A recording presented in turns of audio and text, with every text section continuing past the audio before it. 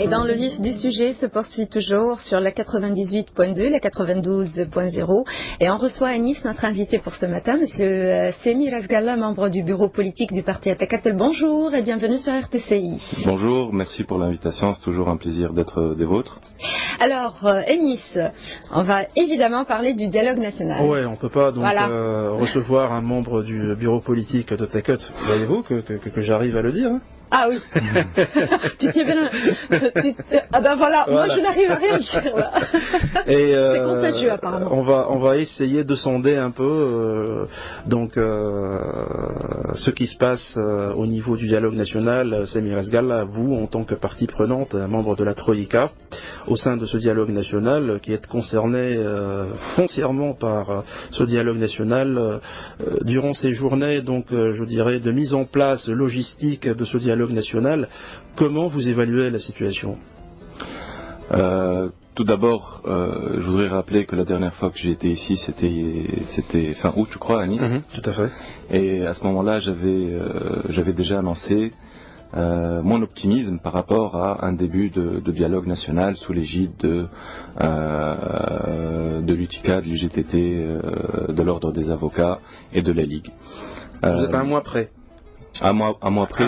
Oui, mais au moment où je l'avais dit, et j'avais exprimé mon optimisme, d'autres étaient beaucoup plus pessimistes quant à la suite des événements. Donc, pour une fois, mon optimisme a payé. Cette fois, je serai encore plus optimiste. Donc, l'optimisme de Takat ou l'optimisme de Semir Asgalla? Non, l'optimisme de Takat. Voilà, je parle au nom de Takat. Exactement. Et je rappelle que Takat a appelé un dialogue national depuis mars.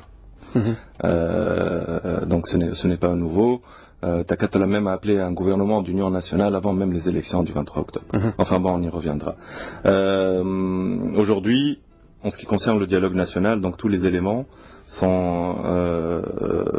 nous poussent à un optimisme parce que les 2 dernières journées ont montré que les différentes parties qui étaient tiraillées auparavant se sont mis d'accord sur des process. Oui. Qui font que durant le dialogue national qui va débuter soit demain, soit après-demain, on puisse trouver rapidement des solutions pour qu'il n'y ait pas de blocage. D'accord. Donc on en est là aujourd'hui. On va rentrer rapidement dans le fond du dialogue, donc dans les heures qui suivent. Voilà, je ne peux qu'exprimer mon optimisme vu toutes les données que j'ai en main. Donc pour expliquer un peu à nos auditeurs et auditrices, donc le fond de ce dialogue national sera l'initiative orchestrée par l'UGTT essentiellement avec le quartet. Donc cette initiative qui a vu le jour, rappelons-le, donc le 17 septembre dernier, s'agissant de l'Assemblée, de limiter les prérogatives de l'Assemblée nationale constituante et donc du gouvernement, sauf que là, par rapport au gouvernement, certaines dispositions, Semir Asgalla, ont été changées. Vous me corrigez si mes infos ne sont pas donc actualisées. Je vais dire ça comme ça. Et là, on ne procède plus à la démission du gouvernement, mais on attendra que la Constitution soit terminée. Est-ce bien le cas? Non, la feuille de route, je ne sais pas si tu l'as lu à Nice, dès le début prévoyait qu'il y ait un délai de 4 semaines pour la démission du gouvernement. Donc bon, après, qui vient en premier, l'œuf ou la poule, c'est un problème, je pense qu'on a rapidement évité. Pour gagner beaucoup de temps, sachant que... La poule, c'est l'ANC, j'imagine. Je sais pas, papa. Elle est aux autres... On peut philosopher, je pense qu'en 30 minutes, on va épargner ce genre de philosophie ce matin. Par contre, c'est juste pour dire que on a rapidement dépassé ce fait de dire il faut que vous démissionniez avant même de rentrer dans le débat national. La feuille de route qui était claire et nette, elle prévoit donc une démission du gouvernement au bout de 4 semaines. Voilà. D'accord. Mais ce qui est un peu étonnant, Semir Asgalla, vous l'avez sûrement remarqué hier, cette pétition signée par votre partenaire dans ce dialogue national, dans la Troïka Nahda, hier, s'agissant donc des prérogatives de l'Assemblée nationale constituante. Cela ne vous semble pas un peu contradictoire que d'une part, on s'assoit donc autour d'une table pour trouver une situation, je dirais une solution consensuelle à un problème, et que d'autre part, donc et ce problème parmi les problèmes qu'on voudrait résoudre, c'est la limitation du travail de l'Assemblée nationale constituante qui devrait donc se terminer, comme vous l'avez dit, donc au plus tard après 4 semaines du démarrage du dialogue national. Et que cette Assemblée-là, à travers une pétition signée par 113 élus, donc confirme ce rôle important, je dirais qu'il est, c'est de continuer à travailler avec les pleins pouvoirs. Cela ne vous paraît pas, s'agissant d'Onnada particulièrement, parce que le CPR n'a pas voulu signer, le courant Mahaba n'a pas voulu signer, ça on devrait le comprendre, c'est même cohérent, mais s'agissant du parti Nahda qui a signé cette pétition-là, est-ce que cela ne vous paraît pas donc un obstacle de plus et une manœuvre dilatoire s'agissant de ce dialogue national? Non, au contraire, moi ça me semble tout à fait cohérent, ça s'appelle la démocratie. Donc le parti Nahda a des députés au sein de l'Assemblée nationale constituante qui ont exprimé leurs idées et leurs positions. Par contre, le parti Nahda a des avantages que d'autres partis n'ont pas. Un avantage ou un inconvénient, là c'est à l'auditeur de voir, c'est une discipline verticale. C'est-à-dire que lorsque après le Conseil de Choura, des décisions sont prises au sein de ce mouvement, tout le monde les respecte et en premier les députés. Et donc pour vous, puisqu'il y a une démocratie, comme vous le dites, au sein de ce parti, donc normalement la démocratie implique aussi la discipline. Oui, la démocratie, c'est le Conseil de Choura, c'est pas les députés. La démocratie, c'est le Conseil de Choura, c'est chez eux, je parle pas. Oui. Parce que j'ai compris que vous faites un peu l'apologie. Ce qui est gênant, non, je ne fais pas l'apologie. Ce qui est gênant, c'est que vous me ramenez sur un plateau pour défendre Nahda, alors que je ne représente pas du tout Nahda, ni les idées de Nahda. Non, c'est vous qui avez dit, c'est vous qui êtes en train de défendre Nahda. Non, mais il faut vous expliquer aussi. Tu m'as dit, les députés de Nahda ont signé une pétition. Je t'ai dit, les députés de Nahda ont le droit de signer les pétitions qu'ils veulent, d'exprimer les idées qu'ils veulent, mais lorsque la direction. Je vais formuler ma question parce que vous semblez ne pas l'avoir compris. Mais laisse-moi terminer mon idée. Oui. La direction, donc la direction du parti prend une décision, généralement elle est respectée. D'accord. Elle est respectée, elle a toujours été respectée. Les députés de Nahda à plusieurs reprises n'étaient pas d'accord avec leur direction, ils l'ont exprimé. Ensuite, ils ont appliqué les directives de cette direction-là et de leur conseil à eux. Vous, en tant que partie prenante de cette troïka, et si je vous parle de ça, ce n'est pas l'apologie, ce n'est pas donc pour discuter de Nahda ce qu'elle fait, mais vous, en tant que troïka, en tant que partie prenante dans cette troïka, ne vous semble pas un peu dérangeant que votre partenaire s'assoit avec vous autour d'une table et qu'ailleurs, donc, il adopte des positions qui sont contraires à ça? Est-ce que vous, en tant que partie prenante, je parle d'Etakatel, je ne parle pas, vous êtes allé donc directement défendre Nahda et c'est votre droit. Non, je n'ai pas défendu Nahda, non, comme ça. Là, on va pas, je n'ai pas du tout défendu Nahda. Vous avez. Il n'y a pas de mal à le faire, vous êtes dans la Troïka aussi. Non, en étant dans la Troïka, je ne défends pas Nahda, on n'est pas dans la Troïka. Par rapport à votre parti. Nahda n'a pas besoin de nous pour la défendre. Tout ce que je t'ai dit, c'est que, et ça arrive pas que c'est un de Nahda, dans tous les partis, dans tous les autres partis, que des députés ou des représentants ou même des membres de bureaux politiques d'autres partis sortent sur des plateaux télé pour exprimer des positions qui en fin de compte après, et c'est là à cela que sert le dialogue, n'implique pas la direction du parti. Le dialogue sert à ça. Le dialogue sert à faire rencontrer des positions ou des directions différentes.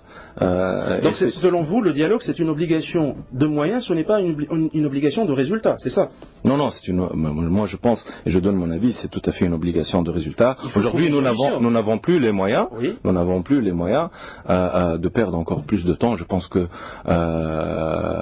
tous les partis politiques sont aujourd'hui conscients de la gravité de la situation, même de la gravité de la situation économique, et que ce dialogue national est peut-être la dernière chance et opportunité pour qu'on sorte de ce marasme et qu'on donne ce que j'ose appeler un choc positif aux Tunisiens et même à nos amis à l'étranger, aux investisseurs étrangers. D'accord. Donc, autre autre chose, on va rester sur le parti Takatul Semi Razgalla et je vais céder la parole à Afef. Justement, à Nice, on va essayer de parler d'un autre sujet puisqu'on a beaucoup de questions à poser. Donc, on va essayer de savoir toute l'histoire à propos de la démission de M. Abdelrahman Ladram, donc ministre chargé de la bonne gouvernance et des affaires de malversation.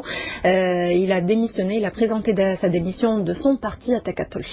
Oui, il paraît que si Ladram, donc, qui est ministre chargé des affaires donc, de corruption au sein de ce gouvernement-là, et qui est donc un takatoliste, a présenté sa démission qui a été refusée par donc, le bureau politique. Semi Razgalla, qu'est-ce que vous avez à nous dire par rapport à cette démission qui arrive à un timing qui peut laisser présager donc certaines interprétations?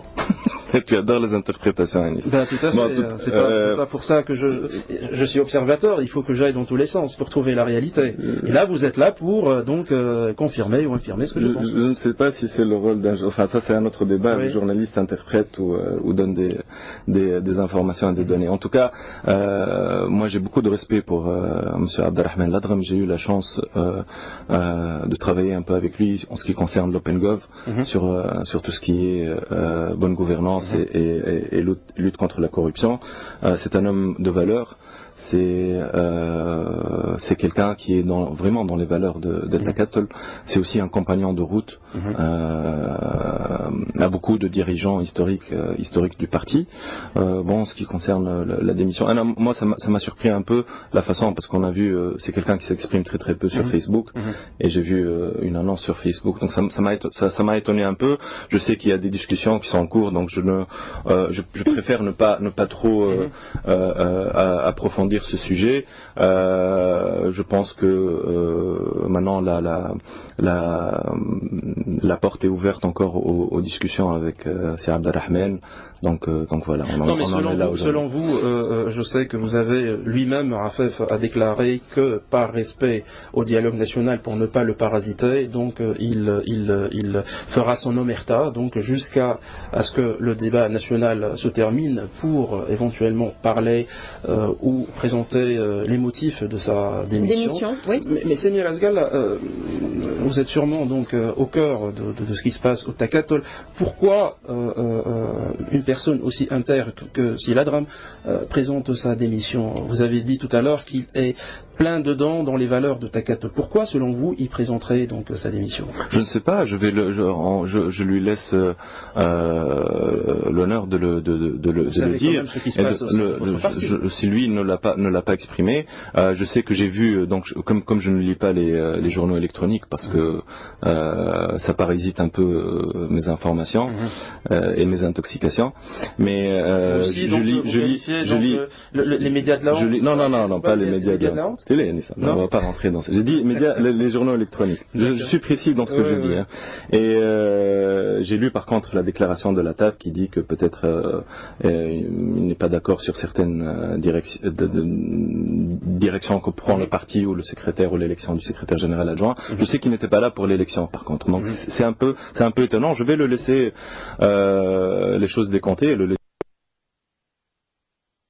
donc exprimer pour que je ne perturbe pas non plus le débat national. Le débat national aussi, à mon niveau à moi. Oui, à votre niveau à vous. Mais je pense que il est plus habilité à expliquer que moi. Peut-être qu'il reviendra aussi sur sa décision. Justement, par rapport à revenir à sa décision, Afef, donc votre porte-parole, Takatul Sibennour, donc il a dit que cette démission ne sera pas acceptée. Oui. Ne sera pas acceptée et que Sir Abdelrahman pourra revenir donc à Takatul quand il le souhaite. C'est un peu bizarre, étonnant, Semi Razgalla, parce que jusque-là, on a vu qu'à Takatul, on accepte toujours les démissions. Sauf que, s'agissant de Abdelrahman Ladram, est-ce que c'est parce qu'il fait partie prenante donc de ce gouvernement et le fait, ça ce sont les mauvaises langues qui le disent, si c'est bien, donc ce sont donc le fait qu'il occupe un poste au sein de ce gouvernement et le fait qu'il quitterait son poste et il ne sera pas éventuellement reconduit pour un takatolien, ou est-ce la valeur intrinsèque de Sir Abdelrahman? Non, bon, moi personnellement, je ne fais pas de différenciation entre les militants de Takatul. Il n'y a pas de militants. Il n'y a pas de militants 5 étoiles et de militants 4 étoiles. Comme je l'ai dit, c'est Abdelrahman est un compagnon de route. Il a milité lorsque, même dans les années 80-90, auprès de nos actuels dirigeants. Donc l'acceptation même psychologique de cet éloignement est difficile. Donc je pense que il est de son droit. Même moi, des fois, je ne suis pas d'accord avec les décisions qui sont prises au sein du parti. Bon, ce n'est pas pour ça. Je m'énerve peut-être un peu. Des fois, je pense chacun, et c'est ça. C'est quelque chose de tout à fait normal dans tous les partis politiques. Il y a des gens aussi qui, dans l'implication politique, à un certain moment de leur vie, n'a plus de sens. Et je les comprends. Peut-être pour faire autre chose, peut-être pour être dans la société civile, peut-être pour être dans des ONG. J'en sais rien. On peut aider la Tunisie différemment et à différents postes. On n'est pas obligé de faire de la politique. Et j'ai énormément d'amis qui étaient même avec nous au parti, qui étaient dans d'autres partis politiques, qui aujourd'hui ont décidé de quitter la politique. Et je voudrais revenir sur un chiffre, je vais y revenir tout de suite après, qui ont préféré aujourd'hui la société civile aux partis politiques. Et je voudrais te donner un chiffre qui est inquiétant à Nice. J'aimerais qu'on en parle un peu. Oui, c'est des sondages, donc à part les sondages politiques, ça aussi on peut en parler si tu veux, mais un sondage qui est inquiétant et qui me fait réfléchir, qui doit nous faire réfléchir tous, c'est 74% des Tunisiens interrogés ne font plus confiance aux politiciens de tous bords. Tu as ce chiffre-là, et c'est vraiment alarmant. Pourquoi? Parce que premièrement, quand on dit politiciens, on dit opposition et gouvernement, majorité et minorité. Ce chiffre-là, qu'est-ce qu'il veut dire, Anis? C'est le jour des élections, le seul gagnant, ça va être l'absentéisme. Tout à fait. Et ça doit faire vraiment réfléchir tout le monde, les médias, les politiques, la société civile, parce que je pense qu'il y a un cri qu'on n'est pas en train d'entendre et que ce cri est grave. Voilà. Donc vous estimez que cet abstentionnisme, Samir Esgal, il est l'œuvre, donc je dirais, de ce manque de confiance. Arafat aussi, dans cette phase de transition, ce manque de confiance dans les politiciens pour trouver donc une vraie solution à la Tunisie comme on l'a tous espéré. Et puis également la vitesse avec laquelle les travaux avancent. Donc, oui, c'est la vitesse. Et puis je pense que le Tunisien a compris qu'il n'est pas dans l'agenda des politiciens, qu'ils soient dans la Troïka ou qu'ils soient dans l'opposition. Il commence à avoir l'intime conviction, et je ne parle pas au nom du Tunisien, mais je sais que le Tunisien, une fois qu'il est accepter une idée qui devient enracinée au fond de lui, il ne donne plus donc confiance à une autre idée qui pourrait donc s'y opposer. Et je pense que depuis la Révolution, le Tunisien se dit: je n'ai rien gagné de cette révolution-là. Il y a une dépression post-révolutionnaire que nous sommes en train de constater, même dans les discussions de tous les jours. Certains vous disent: je ne suis plus heureux, je ne suis plus donc dans mon assiette, je n'arrive plus donc à avoir, et ceci s'est répercuté sur cette ambiance et psychologie générale du Tunisien. C'est vrai, je rejoins tout à fait, et c'est un tort énorme que d'avoir ce taux d'abstentionnisme de 74%, vous avez dit, Samir Esgal, qui est effarant, qui fait réellement peur. C'est-à-dire qu'il y a une déconnexion totale entre le Tunisien et ses politiques. Et quelque part, il y a je dirais, on en veut à ces politiques pour ne pas trouver une situation. Et les Tunisiens vous disent: tous ne cherchent que les... Voilà, il y a une crise de confiance qui s'est installée. Une crise de confiance qui s'est installée.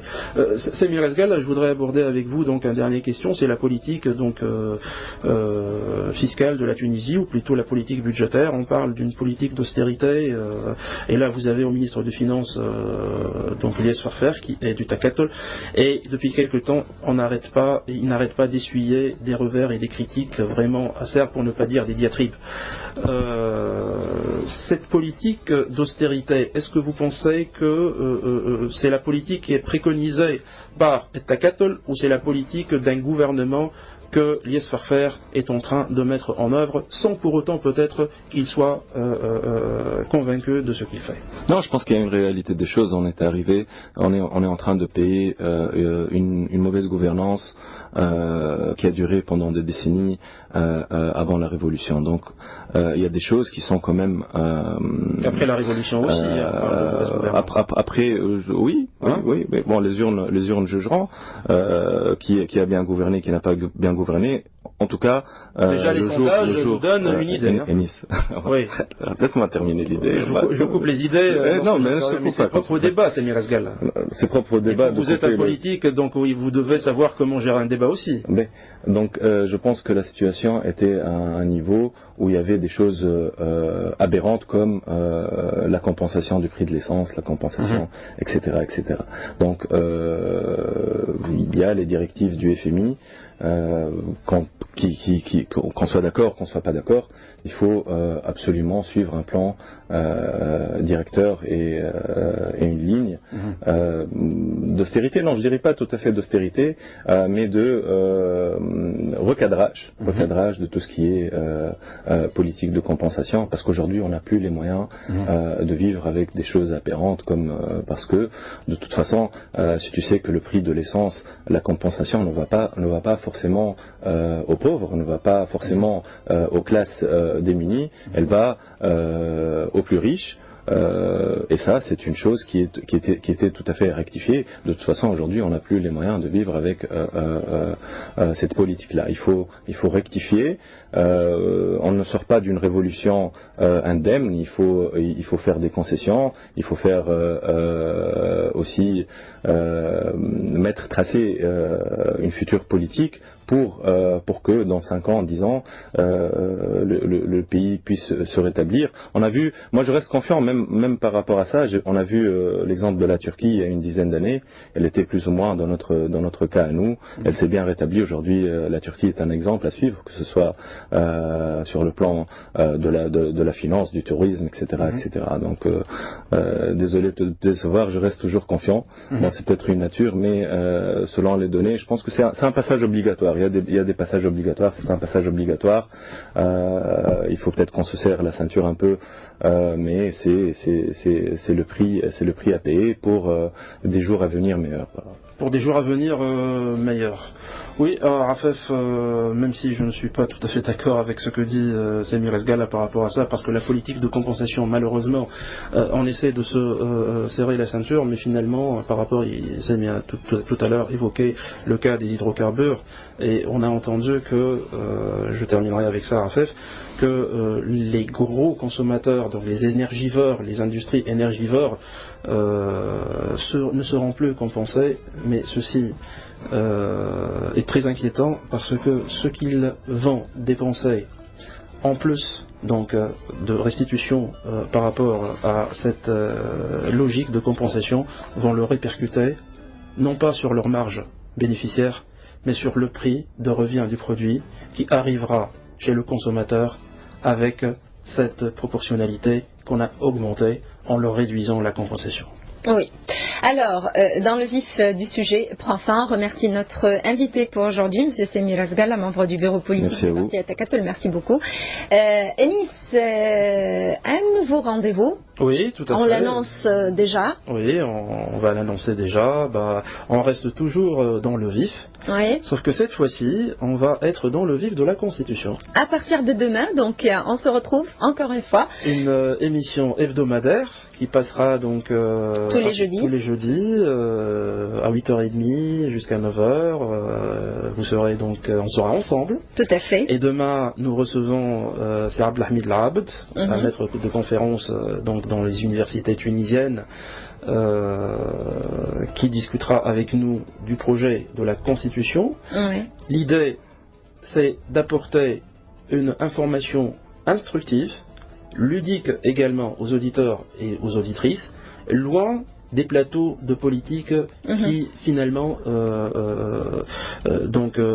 se mettent ensemble pour ne pas discuter du projet de la Constitution, mais pour s'invectiver donc mutuellement. Nous, dans cette émission, on essayera de s'attarder sur les différents chapitres de la Constitution pour essayer au moins de baisser le taux que vient d'annoncer notre invité du jour, Semir Asgallas, c'est 76%. Et voilà, c'est 74%. Et familiariser le Tunisien avec les dispositions de sa constitution, qui sera là pour le gouverner durant des décennies, j'espère. Voilà, donc à partir de demain à 8h30 dans le vif de la Constitution. Et si vous avez des questions à poser, à votre disposition, le 71 840 000 en direct. L'intervention des auditeurs et auditrices est très importante. Oui, vous pouvez poser toutes vos questions, les interrogations à propos de la Constitution, et on essaiera, en tout cas les spécialistes essaieront de répondre à ces interrogations. Et demain, le premier chapitre sera qu'est-ce qu'une Constitution ? Voilà, réveil plutôt dans le vif de la Constitution. Plutôt dans le vif du sujet. Voilà, là on va avoir du mal. Vous emmenez les pinceaux là.